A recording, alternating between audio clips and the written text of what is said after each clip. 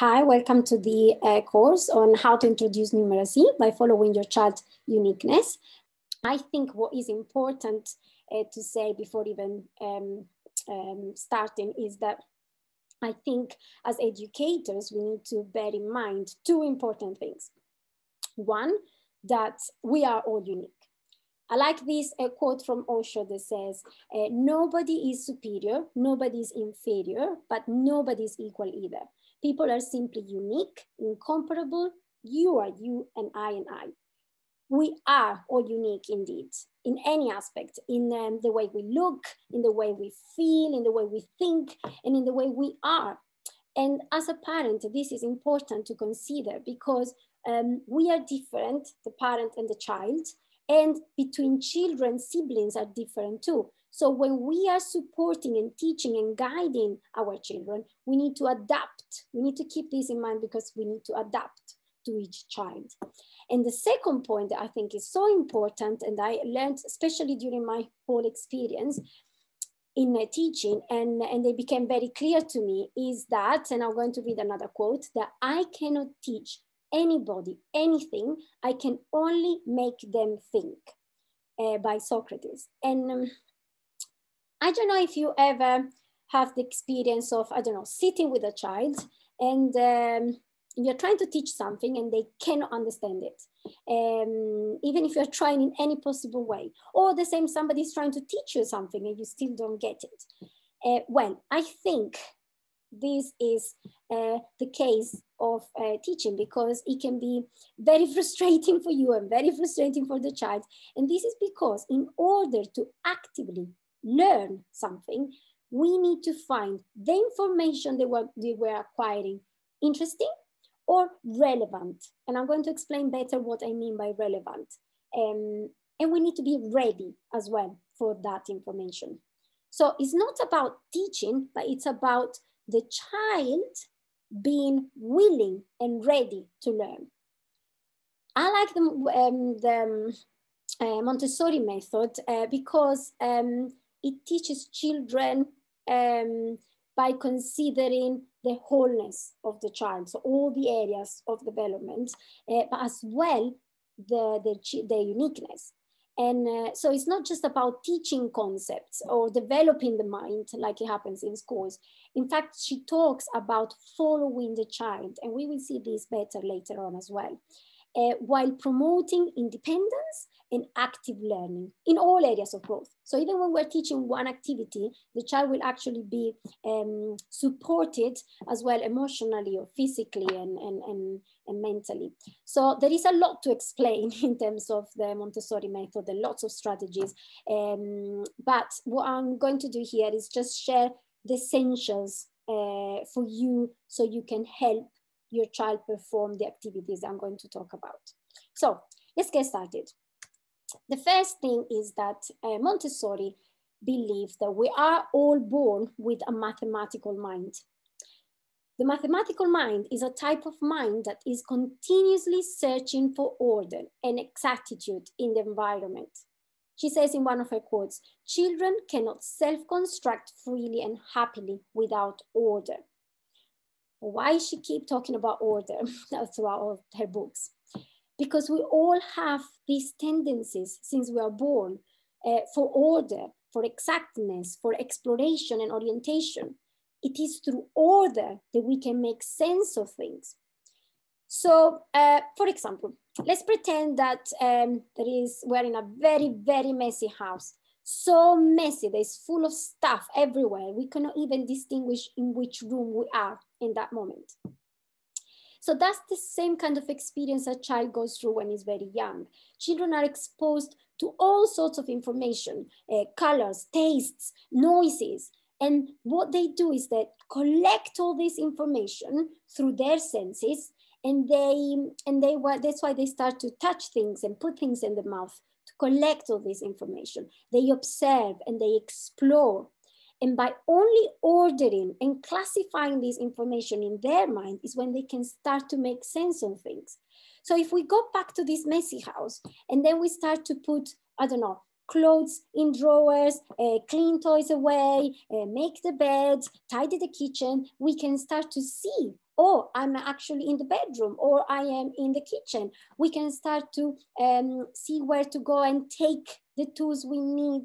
For instance, if I'm in the kitchen, when I open the drawer and I take, I don't know, what I need to perform something specifically. So everything starts to have an order and everything starts to make sense, and I can collect what I need in the moment that I need it.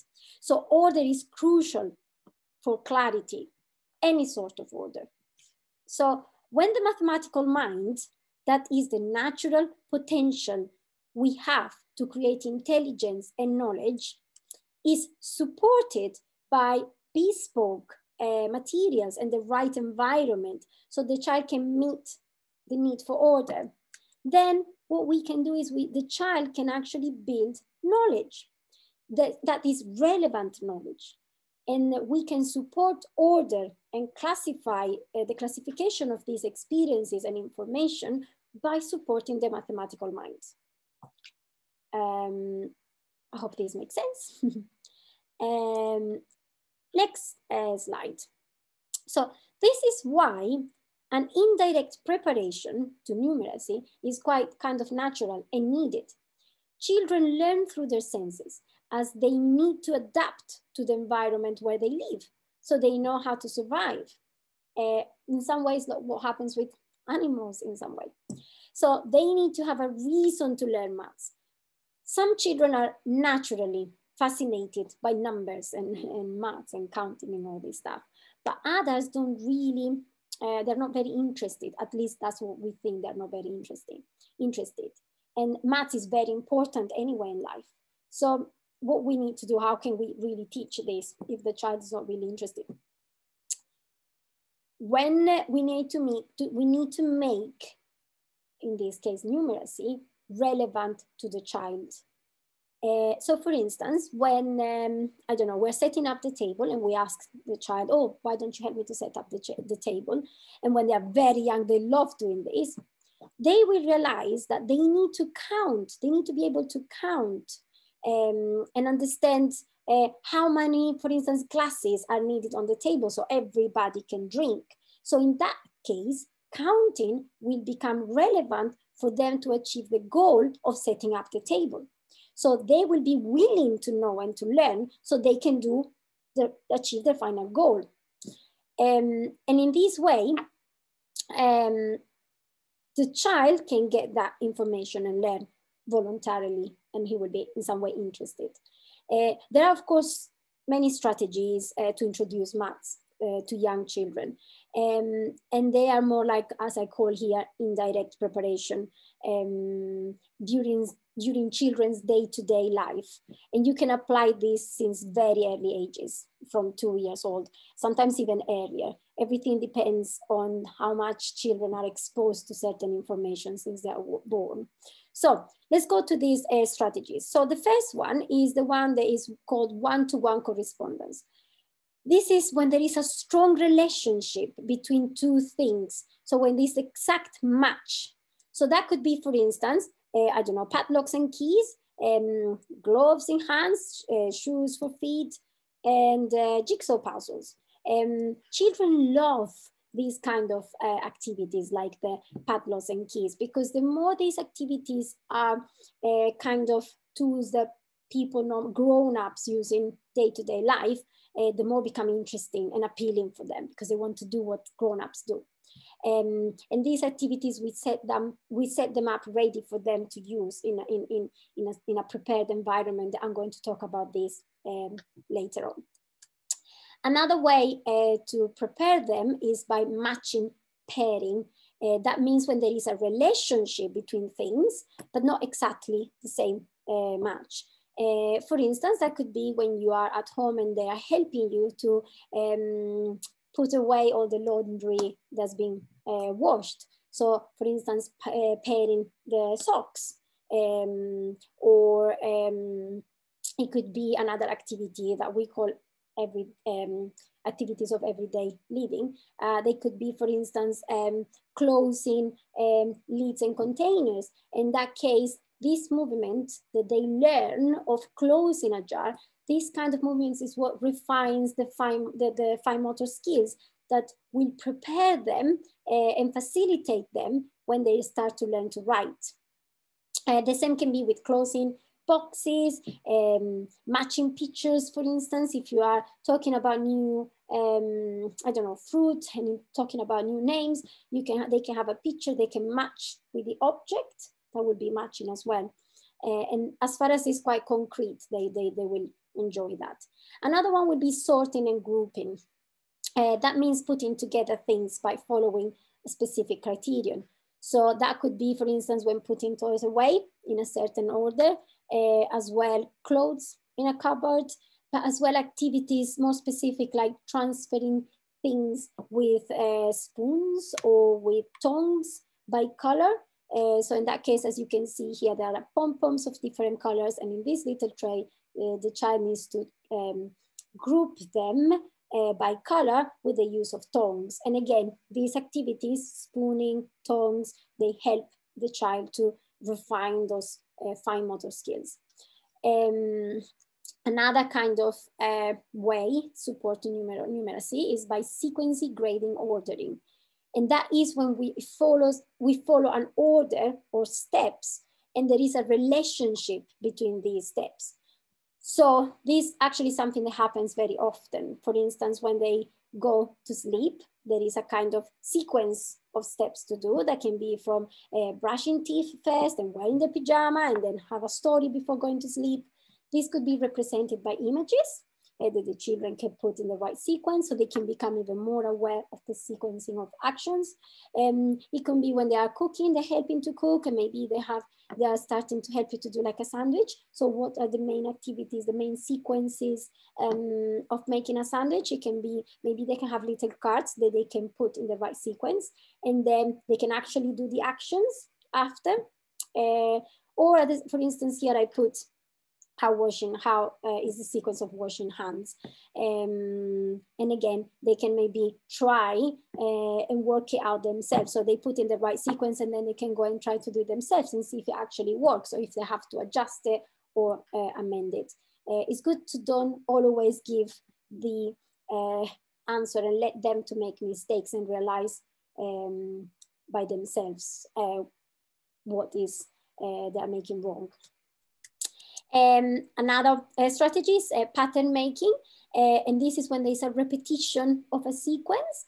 I mean, we see patterns everywhere. It can be from a wallpaper, from clothing, from tiles, bedding, everywhere. But we can make as well activities for them so they can start to learn how to make these patterns. And that could be, for instance, by threading bits of alternating colors like red and blue.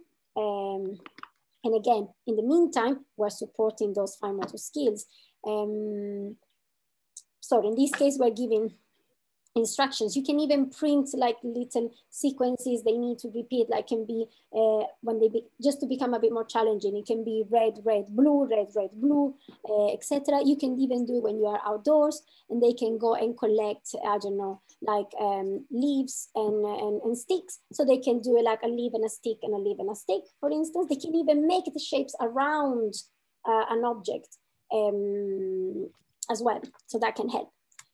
Then another way is with geometry. That means shapes, and children anyway are exposed to shapes all the time. We find shapes in nature everywhere, and this is they can be from 2D shapes, like I don't know, the shape of a street sign, like the stop, or it can be with 3D shapes like cubes and ice cubes and spheres, like in the ball, and you can start to introduce this vocabulary as well to the child. And then we have fractions. And again, these can be introduced in very early ages. And you start to explain the whole of something that can be divided in equal portions. So that can be from when, I don't know, you're having snack and you take an apple and you cut it in half. So you can put it together and you can say, this is the whole of an apple. And then now that we cut it, we have 2 halves. And then you can give 1 half and the other half for you. And the same, I don't know, with a sandwich that you cut it in quarters, or I don't know, a cucumber, any fruit. And the same even with oranges. You can explore, oh, look, can you see it's actually divided in many different kind of segments, and you can count how many. And anyway, introducing mathematical terms like more, less, first, big, small, heavy, light, nothing, half, all these kind of terms, it supports the child to be introduced to numeracy. So in terms of, oops, sorry. I don't know. Do you have any questions so far? If you have any questions, just write in the chat. Another important thing, actually, we have another tip that you can also use action songs. And these are like, and they actually like this very much. Like when you're singing like 5 little monkeys jumping on the bed, and you can use like soft toys as props. And then you can actually remove each toy as you are singing. So there are now 4 little monkeys jumping on the bed, and then you take the other toy away. And in that case, children start to see concretely what does it mean. So in maths, since very early ages, such as, again, 2 years old, even earlier, children can certainly learn the sequence of numbers. So they know from 1 to 10, sometimes even 1 to 20. But this is just learning by heart. They don't really understand what does it mean. They know there are 2, they know there are 3, but they don't really understand what 2 or 3 means. So in this case, Montessori used these concrete materials and techniques and teaching, so the children can understand abstract concepts through these techniques and concrete materials with their senses. On this respect, Montessori built a progression of activities to help children to understand numbers. So in all learnings, Montessori broke things into simpler steps to facilitate learning and give the right challenge to progress. So all her curriculum is based on these activities that follow these steps. And there are color coding and other kind of coding and other strategies to gradually support children in building knowledge. We will see some of them shortly. So, but we need to understand as well the child's needs and personality when teaching. So the main strategies, as I said, is the sensorial materials to teach concrete first, and then more abstract concepts.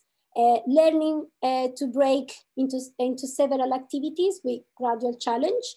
And then we can start a formal introduction, more or less we do at 3 years old, although age is indicative, as I said, every child is unique, so things can change. So how do we understand what are the children's needs, and how do we follow their personalities? Maria Montessori actually had this in one of her quotes, we have to help the child to act, will, and think for himself.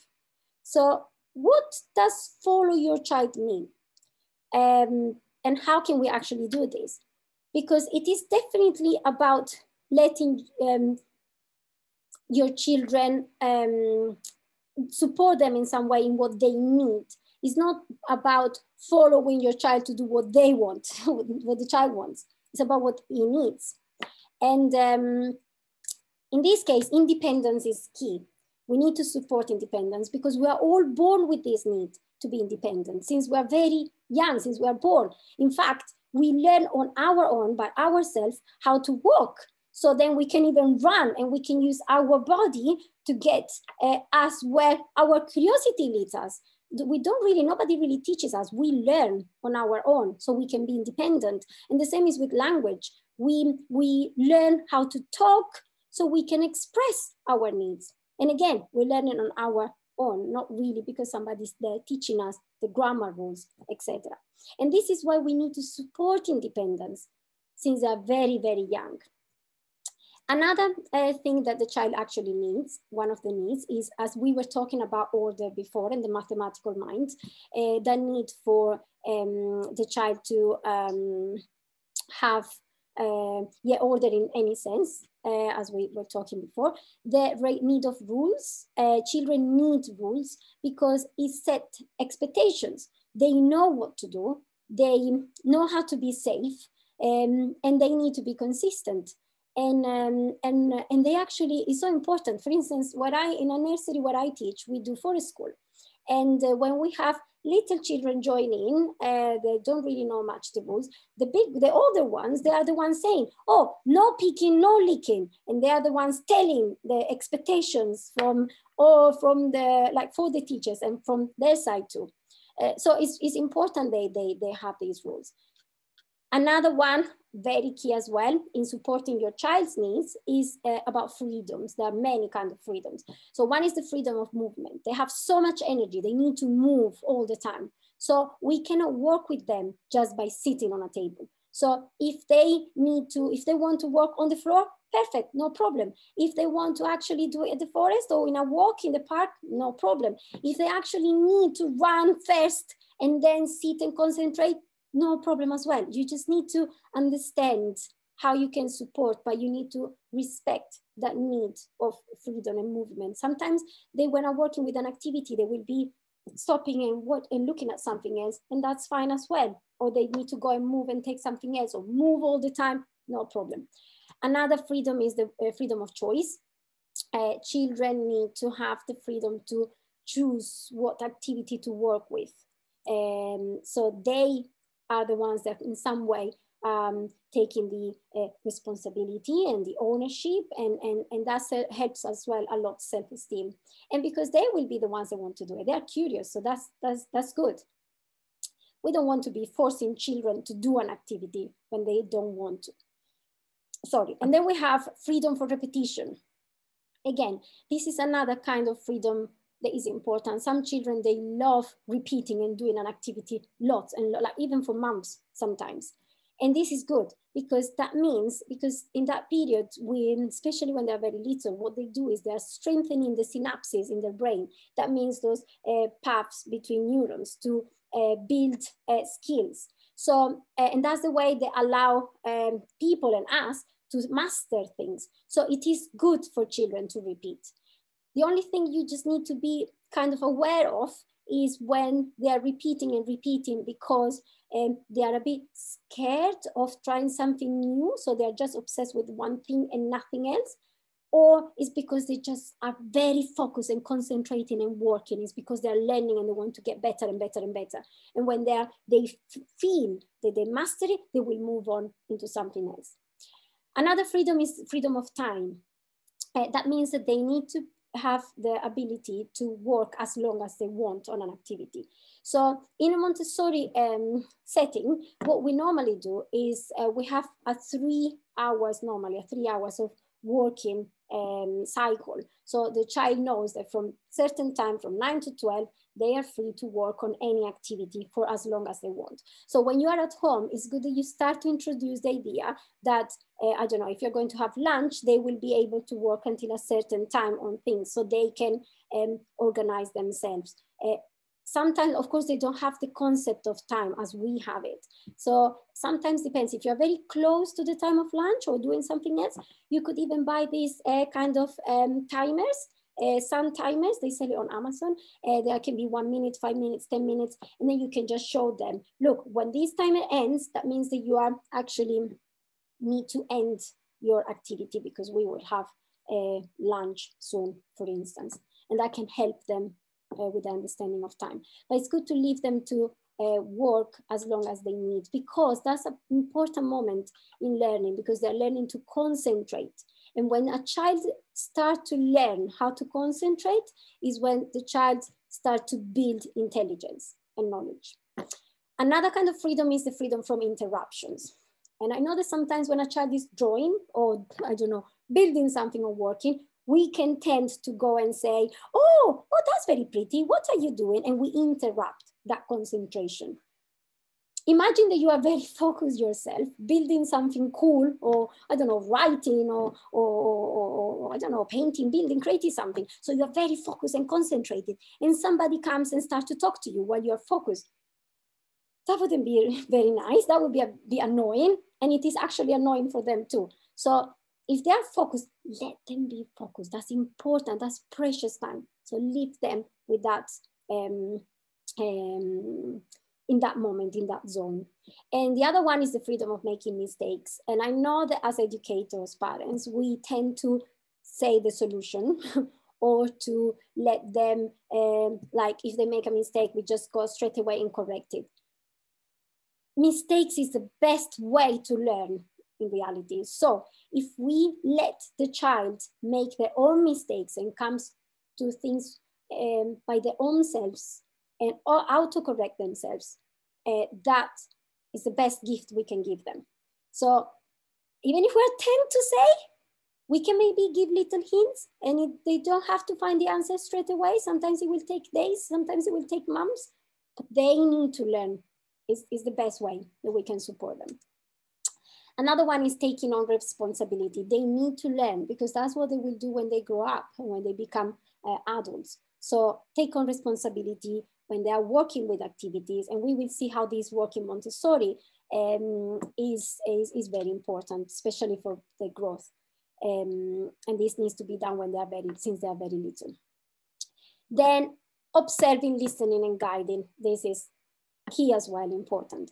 So we need to be able to observe what's going on and where they're actually not, what they're interested in, what is it blocking them. For instance, if they are learning how to zip the codes and they start to make, they just say, oh, I cannot do it, I cannot do it.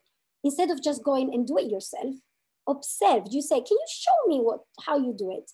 And then they can show you, and then you can see what step is they're missing. And then you can show them, and you can say, can I show you how I do it? And you can show them, and then they can practice. There are other activities you can do. I'm not talking about them in this specific course, but there are activities where you can do that. You can Google as well online.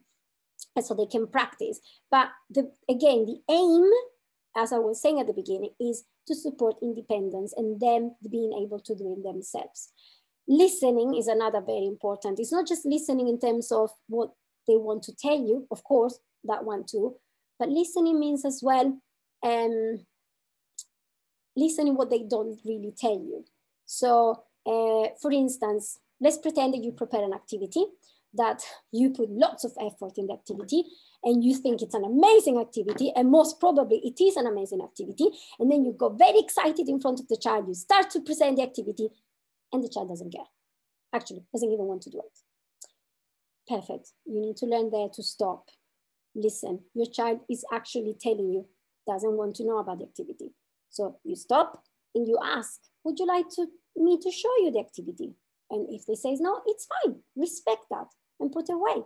Next time, observe and learn what it is that can make it interesting for the child. Again, it's about the child. It's not about you. It's about what the child is interested in or can be relevant for the child. And as well, the fact that we need to accept that the child is different. It's not always the same as us. We need to accept they're different, they're unique, and each child needs to be guided in different ways. You have to use different approaches for every child if you have more than one child. And learning to observe as well can help you to realize that some behaviors of the way they behave, etc., is a way to communicate something. So something that maybe we're not understanding, and we're not listening to, or maybe we're role modeling in a wrong way and we're not aware of this. So that's why observing and reflecting is very important. And of course, all this is not about being the perfect teacher or the perfect parent, because it doesn't exist anyway. It's about learning what we teach, and we learn how to support better our child. We learn more about our child, and we learn more about ourselves as well. So it is more a continuous work in progress. So don't feel discouraged if things don't always go as you expected. There will be days that will be great, and there will be ways that will not be great. And it's fine. The important thing is, again, be aware of things, observe, reflect, and adjust. And remember all the time that the key is to support independence and their uniqueness and their interests, as we always have to keep in mind. So how do we support independence, freedom, and these ground rules? Montessori talks about this prepared environment. And I'm going to show you here a little video I did on Google. So to show a little search, if it starts.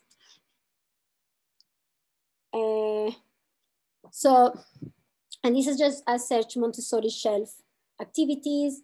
And just to show you how they look like, you can make this at home, like with IKEA shelves or other smaller shelves where you can put different kind of activities. You can have, as you can see, they will change according to the age of the child. As you can see in this one, there are some scissors and some mats and some other sensorial activities. This one I think is for a younger child because it has more like something for sounds and colors. You can put books as well, so they can go and look at them themselves, even if they don't really know how to read, but they will be looking at the images. And you can, as you can see in this one, you have different kind of areas. The older the child becomes, so when they're already 3 years old, maybe a bit more, then you can make it richer and more interesting. So for instance, here you have some flowers, so the child needs to take care of the flowers and maybe put the water and cut them and trim them. You can have a bit of, as you can see, some pictures around. Here you have a bit of everything, like you have a bit of maths, you have a bit of literacy, you have a bit of science, a bit of geography, books as well. So the key is to have a tidy, beautiful and stimulating environment with some choices, so the child can choose, with topics or things that are very interesting for the child. And so you just need to create an area, a small dedicated area for learning. And shelves needs to be more the size of the child, so the child can see the activities and it can reach the activities independently. And not just the activities, but as well how to take care of the activities or how to work with activities. So for instance, here you have some maths, because especially if you have more than one child, maths can help to show the working area. So they visually can see, this is my area, so I'm working here. You can have another area somewhere else. You can have as well places where they, I don't know if there is a spillage because they are working with, I don't know, pouring water. They can be able to clean it themselves. So they have to have some clothes or tissues or anything to clean it, and where to throw it or where to put it in the laundry. Anything that can support them to be responsible for the activities and how to keep everything tidy and clean and put everything back where it goes.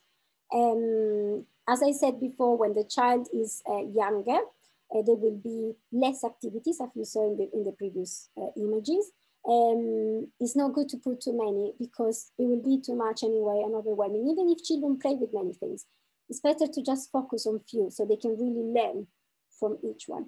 And then you start to put more, and they will learn as well how to create their own activities and how to grow in their development. And you as a parent, as an educator, become almost invisible in the whole process. And while they keep that kind of love for learning independently. So activities are introduced to children, normally the first time, by following what Montessori called the cycle of activity. And the idea is, again, for the child to choose what to work with, for how long they want to work, and learn to be responsible for the materials and put everything back where it goes. So the cycle of activity is said that starts at the shelf and ends on the shelf. The child needs to take the activity himself or herself from the shelf, because they can tend to say to don't put it away because they didn't take it from the shelf. So it's good that they actually take it themselves when they go to work, and they have to put it back in the same condition as it was. So the steps are choice. They need to have the ability, the freedom of choice. Preparation, in case they need to work. Sometimes they need to use the mat or other materials in order to start to perform the activity. Work, they need to work, as we said, as long as they need or want, and then return everything to the shelf. So these are the main steps of the cycle of activity. Of course, when you're introducing this, normally we introduce these when they are even 1 year and a half. We start very early, even earlier than that. But it's never late to start. And you have to kind of role modeling this with them as well and support them. So the first time you show that you are taking it when they're very, very young, you are taking it with them and you're putting it back with them, and then they have to do it, and then you have to be consistent. That's the key. It can take sometimes even a month for them to do it themselves, but then it stays forever. Like, that's it. Before starting, rules need to be explained again, even if, because they are not aware, they don't understand how they are, so they know what are the expectations. Depending on the activity, you need to adapt some rules, but more or less in the cycle of activities, the 4 steps I just mentioned. And again, you will be supporting independence and freedoms and encourage a beautiful, tidy and inspiring environment.